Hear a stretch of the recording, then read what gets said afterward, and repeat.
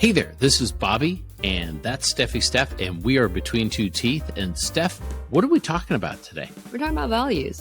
Values, I love it. What's a value? A value is a deep human desire. It's kind of what you want to live your life by. It's kind of how you want to behave as a human being. And I know you had done some work on this with your surgical leadership program at Harvard. You had a lecturer kind of talk about values and the importance of them. What was your big takeaway from that? So on that, the lecturer was giving us a synopsis of different types of individuals that this was kind of like a this particular lecture was giving a synopsis of individuals such as CEOs that were just their values did not lie in their kids, and so it was about work-life balance. And they were kind of doing things, but that didn't really fit in with their value system. Is that what it was?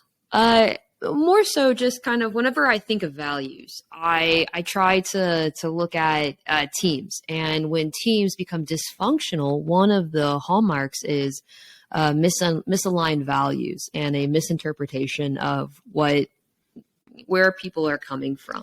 One of the things I like is actually labeling values or labeling feelings or emotions. And it's just a way of saying, this is how I feel, or this is how someone else feels, that lets you dig a little bit deeper.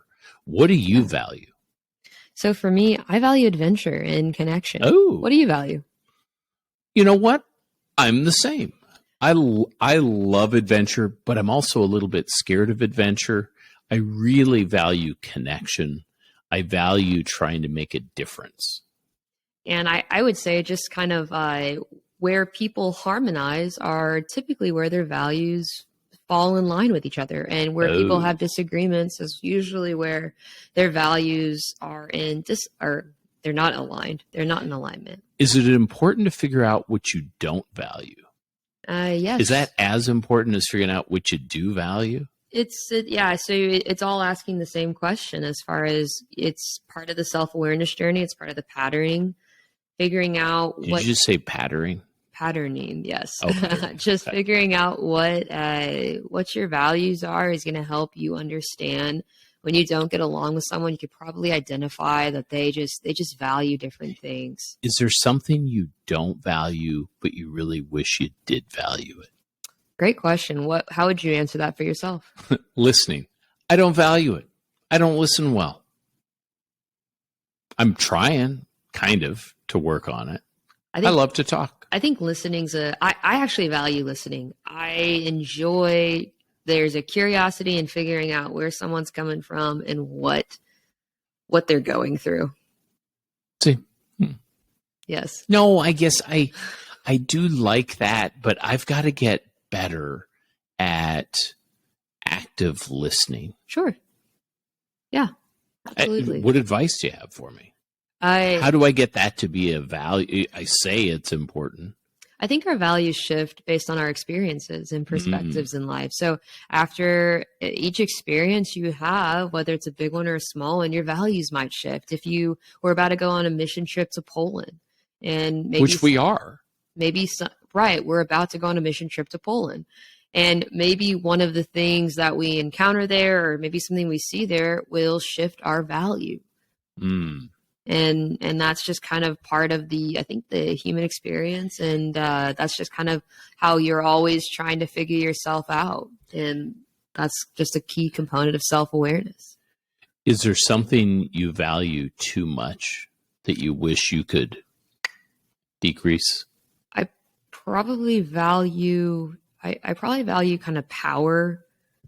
And probably that's bad. I think I don't think that's probably a really good thing to value.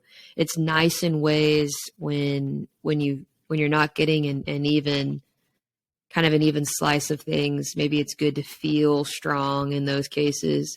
What about you? I used to really value money and stuff, way too much so. And I still think there's a value on financial stuff, but sure. As we look at, okay, we're going to Poland for the Ukrainian refugee mission trip, there's significant costs, both direct and indirect costs with that. The motorcycle journey, who takes 3 weeks off? Who does that? Just to go on a wellness motorcycle trip throughout the Italian Alps. No one does that because Yeah, but if your values are aligned, then you can make it happen. If your values are aligned, I like it because I think looking at your values helps make a decision like that possible and doable. For sure. You're like, this is what I care about. And when you look at relationships in general, I think it's a healthy reminder that when you're, whether it's with your kids or significant other, relationships with your team members at the office, or on any committees or boards you serve on, if you can recognize the value, what other people value before the emotional component starts happening, you'll be a lot more successful at negotiating. Yes. Yes. Find out what other people value, not necessarily what they want, but what they really value. And then it'll be easier to recognize the patterns. And so you can avoid pitfalls and disagreements, and definitely not take a stand against someone's key pivotal value.